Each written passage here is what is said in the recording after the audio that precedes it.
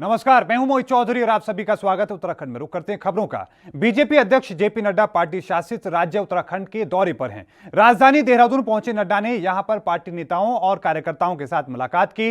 इस दौरान उन्होंने पार्टी पदाधिकारियों का मार्गदर्शन किया। नड्डा ने पार्टी नेताओं को मैं नहीं हम की भावना के जरिए जनता के बीच जाने का संदेश दिया। जेपी नड्डा ने बैठक में केंद्र सरकार के कार्यों और उपलब्धियों को पार्टी नेताओं के बीच में रखा। उन्होंने कोरोना काल में किए गए मोदी सरकार के काम को भी गिनाया। नड्डा ने कहा कि प्रधानमंत्री नरेंद्र मोदी के कोविड को लेकर किए गए मैनेजमेंट की पूरे विश्व में तारीफ की गई है। उन्होंने कहा कि समय पर लॉकडाउन के फैसले की सभी ने सराहा है और देश का हर नागरिक प्रधानमंत्री के फैसले के साथ मजबूती के साथ खड़ा हुआ है। नड्डा ने यहां पर पार्टी नेताओं को अनुशासन और सही आचरण का पाठ भी पढ़ाया। उन्होंने कहा कि हमें एक दूसरे का सम्मान करना सीखना होगा, हमें दूसरों के लिए कुर्सी छोड़ना भी सीखना होगा। तो वहीं कार्यक्रम के बाद उत्तराखंड के मुख्यमंत्री त्रिवेंद्र सिंह रावत ने भी अपनी बात कही और उत्तराखंड में बीजेपी के प्रदेश अध्यक्ष बंशीधर भगत ने नड्डा का स्वागत किया।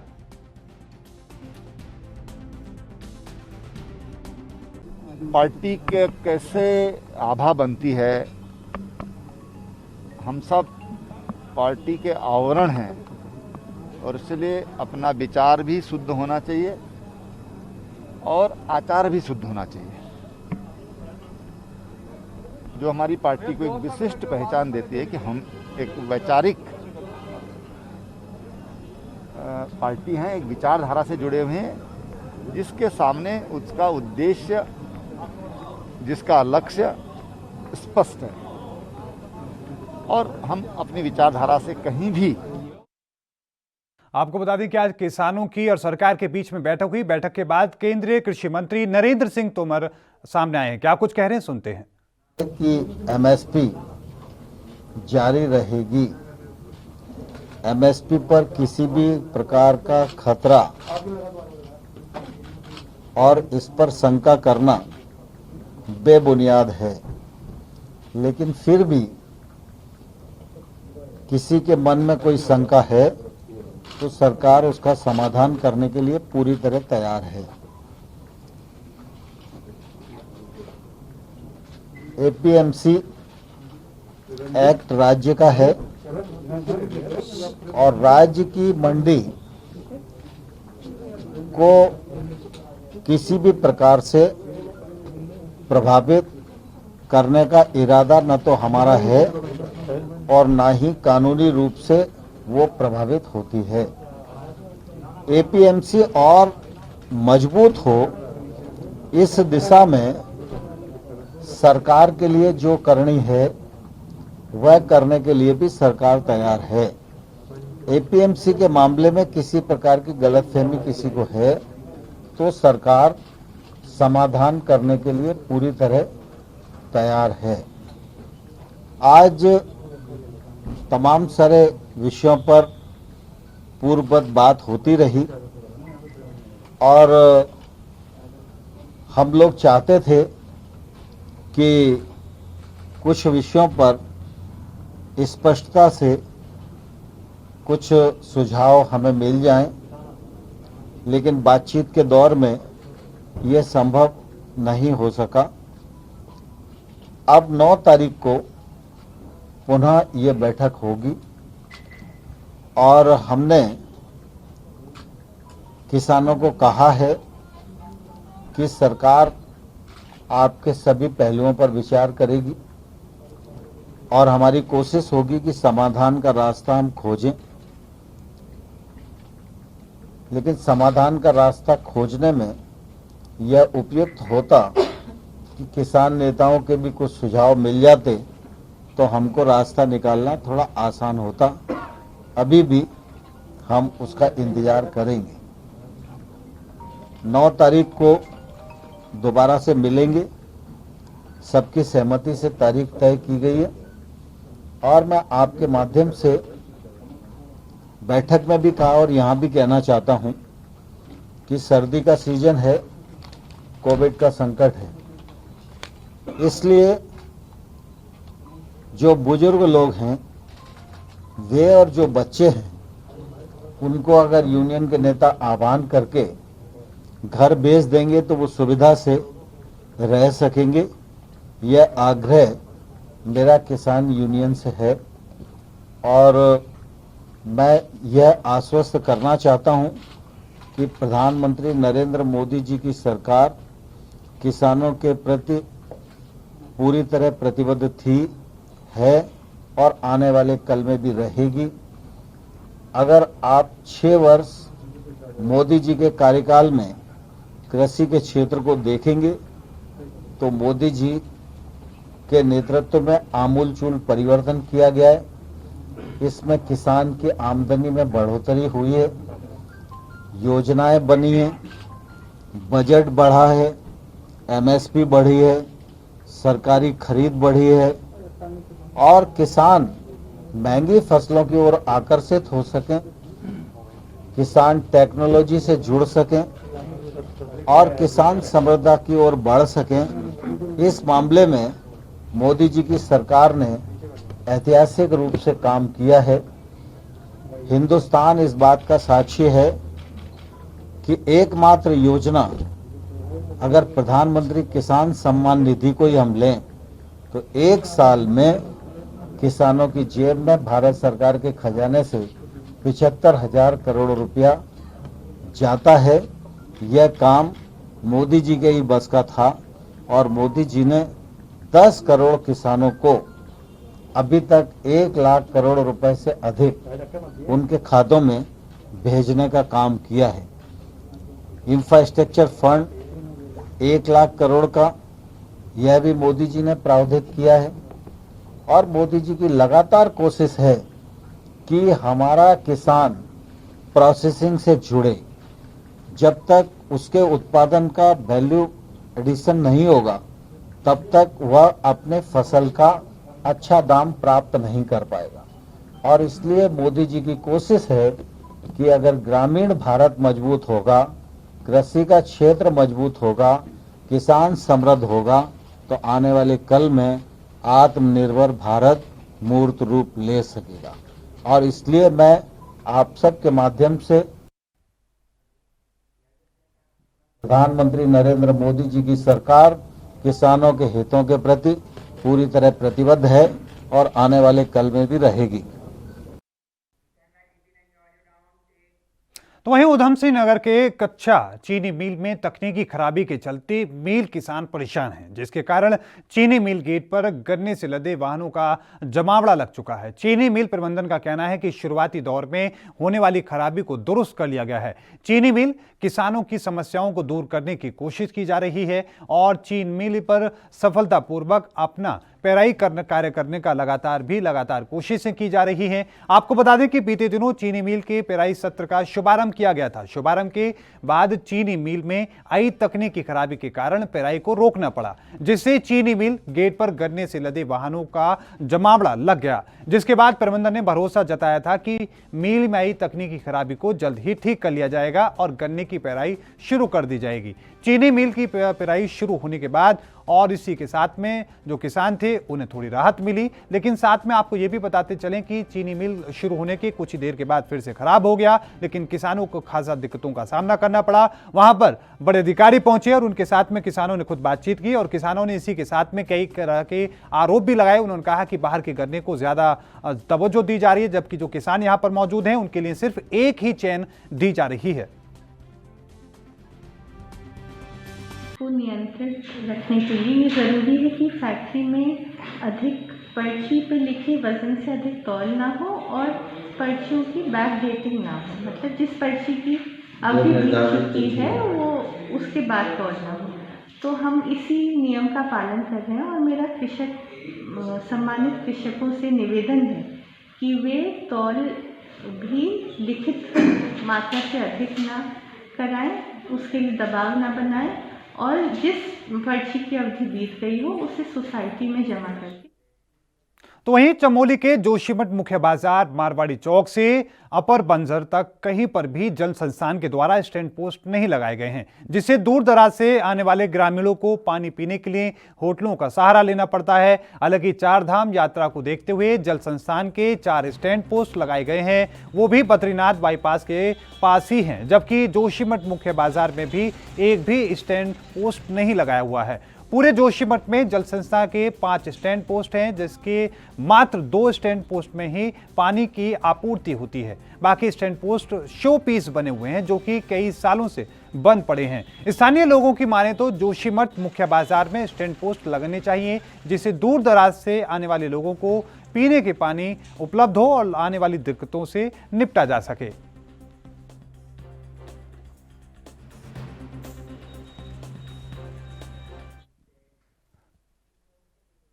देहरादून पुलिस का ऑपरेशन सत्य के तहत अवैध मादक और पदार्थों की तस्करी और बिक्री के विरोध में अभियान लगातार जारी है, जिसमें आज थाना सहसपुर पुलिस क्षेत्र में छानबीन चल रही थी। इस दौरान पुलिस को देखकर पैदल जा रहे 2 युवक वापस मुड़कर भागने लगे, जिन्हें पुलिस टीम ने घेराबंदी करके पकड़ लिया। तलाशी में पुलिस को युवकों के पास से 300 ग्राम चरस मिली। पूछताछ में आरोपियों ने बताया कि हम लोडर गाड़ी चलाने का काम करते हैं, इसमें आए दिन उत्तर प्रदेश जाते रहते हैं और वहां से कम दामों में चरस खरीद कर लाते हैं, जिसे हम भारी दामों में ग्रामीण क्षेत्र और पहाड़ी क्षेत्रों में बेचने का काम करते हैं।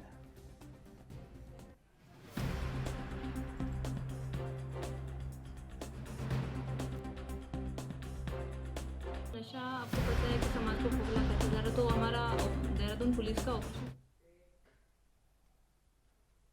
तो वहीं जिलाधिकारी रुद्रप्रयाग ने निर्माणदायी संस्थाओं के अधिकारियों को लेकर जनहित का विशेष ध्यान रखने और पूरी तैयारी के साथ बैठक में आने के निर्देश दिए हैं। निर्माणदायी संस्थाओं की बैठक लेते हुए जिलाधिकारी ने कहा कि विकास कार्यों की समस्याओं को निस्तारित करने में व्यक्तिगत रूप से पूरा सहयोग किया जाएगा। इसके लिए निर्माणदायी संस्थाओं के अधिकारियों को लंबित मुद्दों को निस्तारित करने के साथ ही विकास कार्यों में तेजी लाने के निर्देश दिए हैं। विभाग निर्माण कार्यों में तेजी के लिए समय समय पर स्वयं विभागीय समीक्षा भी करें।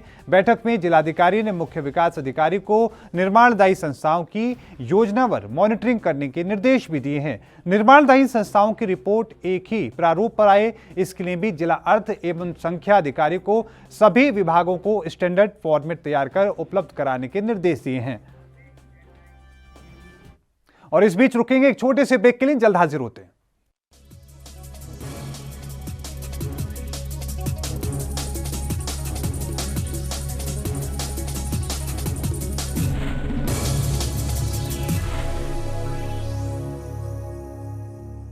कमजोर है, आपकी सेहत नहीं बनती, भूख कम लगती है, वजन नहीं बढ़ता। दरअसल मेन बात खाना पीना खाना नहीं है, मेन बात है खाया पिया लगना। और अगर खाया पिया लगेगा ही नहीं तो सेहत बनेगी कैसे? इसलिए हमारी संस्था सन्यासी आयुर्वेदा ने एक ऐसी दवा बनाई है जो कि आपके पाचन तंत्र को, आपके लीवर सिस्टम को ठीक करने का काम करती है, ताकि आप जो भी खाएं उसका पूरे का पूरा निचोड़ आपके शरीर को लगे, आपकी भूख बढ़े, खाया पिया सही से लगे, नया खून बने, हड्डियों में जान आए, वजन बढ़े, ताकत बढ़े, चेहरे पर नूर आए और आप मोटे तगड़े खूबसूरत पर्सनैलिटी के मालिक बन जाएं। यह दवा पूरी तरह से आयुर्वेदिक होती है। इसका शरीर पर कोई भी साइड इफेक्ट, कोई भी नुकसान या दुष्प्रभाव नहीं होता। लड़के लड़कियां दोनों इसका इस्तेमाल कर सकते हैं और पहले 15 दिन के अंदर ही आपको इसका असर महसूस हो जाएगा। सिर्फ 650 रुपए की पूरे 1 महीने की दवा होती है और आप इसे घर बैठे 01145454545 पर फोन करके दवा मंगवा सकते हैं। सबसे अलग अंदाज, हम बनेंगे आपकी आवाज।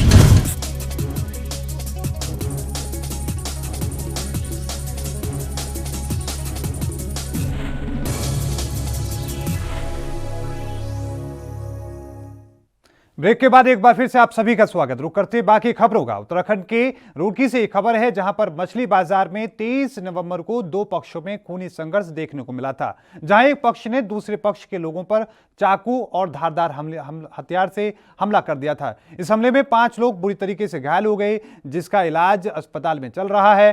पीड़ितों की तरफ से पुलिस पर आरोप लगाया जा रहा है कि शिकायत के बाद पुलिस ने आरोपियों के खिलाफ मामला दर्ज तो किया था, लेकिन अभी तक पुलिस की गिरफ्त से आरोपी फरार हैं। हालांकि झगड़े का वीडियो सोशल मीडिया पर भी खूब वायरल हो रहा है, जिसमें एक पक्ष के लोग दूसरे पक्ष के लोगों पर चाकू और धारदार हथियारों से हमला करते हुए साफ तौर पर देखे जा सकते हैं, जिसके बाद भी आरोपियों को पकड़ने में पुलिस नाकाम साबित हो रही है। पीड़ितों ने पुलिस से मदद की गुहार लगाई है और पुलिस से आरोपियों की जल्द ही गिरफ्तारी की मांग की है।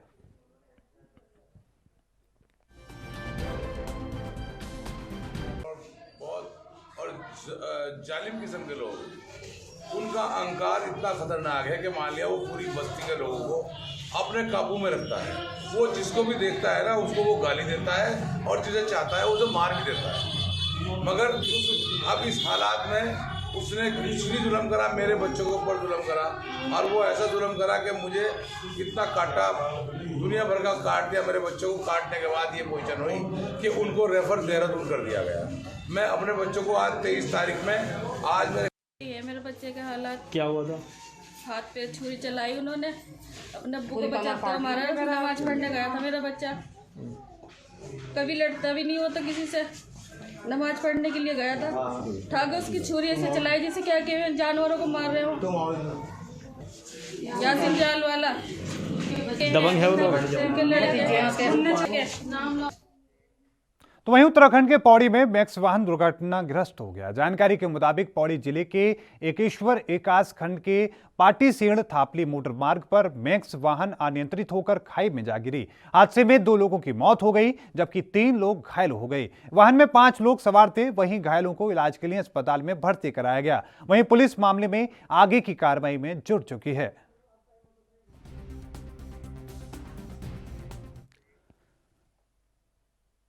खबर उत्तराखंड के टिहरी से है, जहां पर ऑल वेदर परियोजना के अंतर्गत गंगोत्री हाईवे पर चंबा में निर्मित सुरंग के कारण भवनों की हालत पूरी तरीके से जर्जर हो चुकी है, जिसको लेकर ग्रामीणों ने प्रशासन से कई बार शिकायत कर चुके हैं। तो वहीं अब ग्रामीणों ने डीएम ईवा आशीष श्रीवास्तव को ज्ञापन सौंपकर कार्रवाई करने की मांग की है। इस दौरान ग्रामीणों ने डीएम को बताया कि बीआरओ और निर्माण कंपनी भारत कंस्ट्रक्शन सुरंग निर्माण की सर्वे रिपोर्ट उपलब्ध नहीं करा रहा है। सुरंग के कारण उनके मकानों और भूमि पर लंबी लंबी दरारें पड़ी हैं, जिसके बाद डीएम ने बीआरओ के अधिकारियों की बैठक बुलाकर निर्देश दिए हैं। उन्होंने बीआरओ के अधिकारियों को भवन क्षतिपूर्ति मूल्यांकन सहित अन्य सुरक्षात्मक उपाय करने के लिए मूल्यांकन समिति का गठन करने के निर्देश दिए हैं।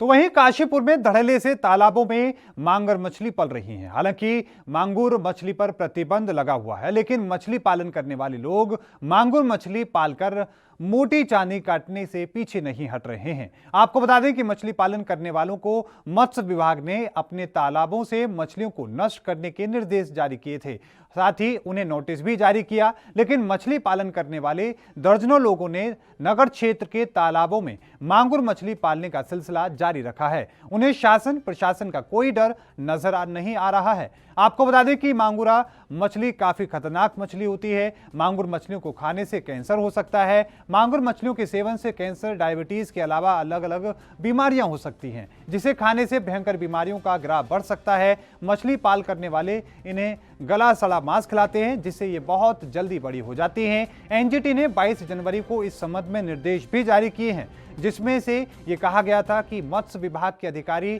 टीम बनाकर निरीक्षण करें और जहां भी इस मछली का पालन हो रहा हो उसे नष्ट कराया जाए और बाजारों में धड़ल्ले से मांगुर मछली का बाजारीकरण किया जा रहा है।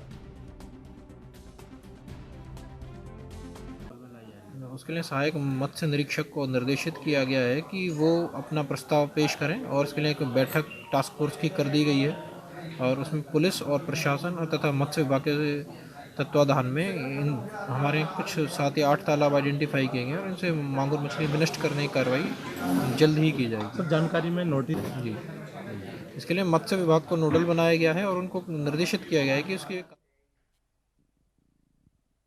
तो वहीं पहाड़ों की रानी मसूरी से इन दिनों दिखने वाली विंटर लाइन हर किसी प्रकृति प्रेमी के लिए आकर्षण का केंद्र बनी हुई है।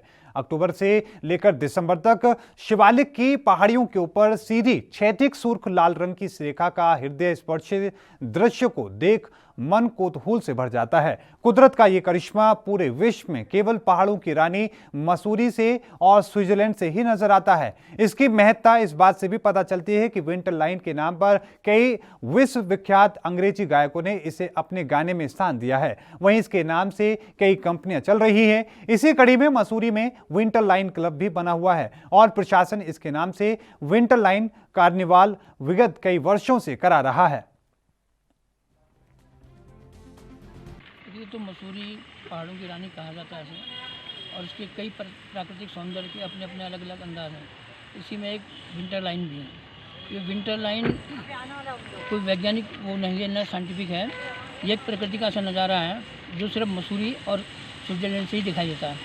इसका मुख्य कारण यह है कि मसूरी के पश्चिम की ओर जो है लगभग 200 किलोमीटर तक कोई ऊंचा पहाड़ नहीं है, जिसके कारण जो जितना भी मैदानी क्षेत्रों में जो धूल धप्पड़ गर्द होता है वो शाम को वो सूरज की रोशनी उस पर पड़ती है तो वो लाल रंग की सीधी रेखा दिखाई देती है। तो वहीं टिहरी के centre for public policy and good governance Uttarakhand नियोजक विभाग और यूएनडीपी के तत्वाधान में राजकीय स्नातकोत्तर महाविद्यालय में सतत विकास लक्ष्य के स्थानीयकरण पर आयोजित 2 दिवसीय जनपद स्तरीय कार्यशाला का शुभारंभ किया गया। इसका शुभारंभ जिलाधिकारी ईवा आशीष श्रीवास्तव ने दीप प्रज्वलित करके किया। कार्यशाला में संयुक्त राष्ट्र संघ की तरफ से निर्धारित सतत विकास के 17 लक्ष्यों की प्राप्ति हेतु विशेषज्ञ डॉक्टर कर्मकार आशीष विक्रम समेत 4 अलग अलग समूह बनवाकर विस्तार से चर्चा की गई ताकि जिला स्तर पर आ रही समस्याओं को दूर किया जा सके। इन निर्धारित 17 विकास लक्ष्यों के स्थानीय स्तर पर नियोजन एवं क्रियान्वयन के दृष्टिगत जनपद का एक दूरगामी विजन तैयारी कर रहा है और साथ में वर्ष 2030 तक इन लक्ष्यों को प्राप्त किया जा सके।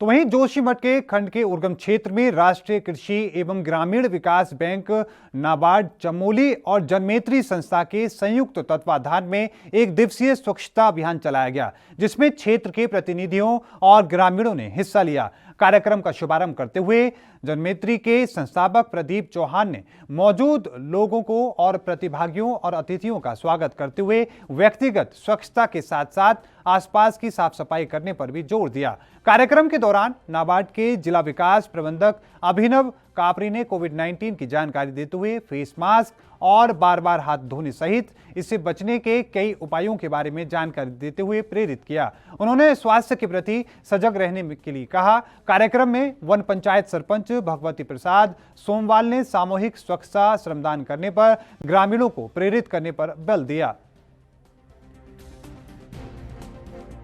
जिसमें ग्रामीणों को व्यक्तिगत स्वच्छता के साथ साथ आसपास की सफाई पर भी विशेष जोर दिया गया। सामूहिक श्रमदान हेतु प्रेरित किया गया। कोविड-19 के प्रभाव से बचने के लिए क्या क्या उपाय हो सकते हैं, इसकी जानकारी ग्रामीणों को दी गई। साथ ही कार्यक्रम में ग्रामीणों को और उत्तराखंड में अभी के लिए इतना ही। देखते रहिए ANB न्यूज। मुझे दीजिए इजाजत। धन्यवाद।